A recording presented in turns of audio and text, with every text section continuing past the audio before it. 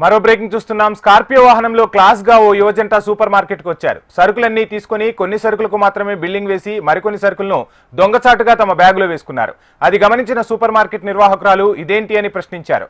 దొంగతనంగా సరుకులన్నీ తీసుకువెళ్లడం తప్పని చెప్పారు. అంతే ఆ యువజంట సూపర్ మార్కెట్ నిర్వాహకురాలిపై దాడి చేసి అక్కడున్న ఫర్నిచర్ ను ధ్వంసం చేశారు. ఈ ఘటన అనంతపురం నగరంలోని వియాన్సీ ఫ్యామిలీ మార్ట్ సూపర్ మార్కెట్ లో చోటు చేసుకుంది. ఘటనపై కేసు నమోదు చేసుకున్న పోలీసులు దర్యాప్తు చేస్తున్నారు. ఘటనకు సంబంధించిన వివరాలు రాయలసీమ రీజనల్ కోఆర్డినేటర్ ప్రవీణ్ అందిస్తారు. ప్రవీణ్.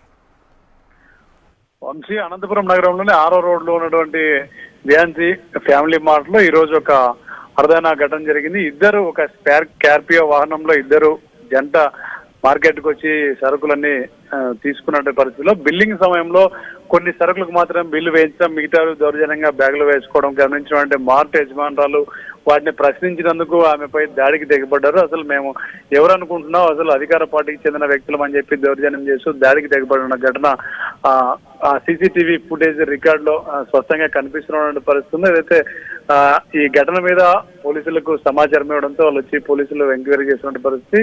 అందరిలాగే ఒక స్కార్పియో వాహనంలో వచ్చినటువంటి యువజంట దర్జాగా షాప్ మాల్లోకి వెళ్ళారు. అక్కడ కావాల్సిన సరుకులన్నీ కూడా తీసుకున్న.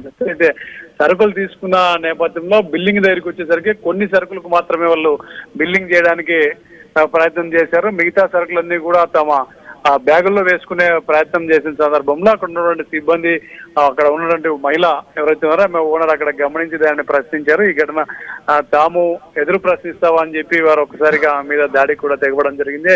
అధికార పార్టీకి చెందిన వారు అంటూ కూడా దౌర్జన్యం చేయడం జరిగింది. అక్కడ నుంచి సరుకులు తీసుకుని ఆమె మీద దౌర్జన్యం చేసి దాడి చేసి కొంచెం బీభత్సం సృష్టించి అక్కడ నుంచి వాళ్ళు వెళ్ళిపోవడం జరిగింది. అయితే ఈ ఘటన మీద సీసీటీవీ ఫుటేజ్ ఆధారంగా ఈ ఘటన మీద రీటౌన్ పోలీసులకు మార్ట్ యజమానులు ఫిర్యాదు చేయడంతో దీని మీద పోలీసులు విచారణ కొనసాగిస్తున్నారు. వంశీ. రైట్ ప్రవీణ్.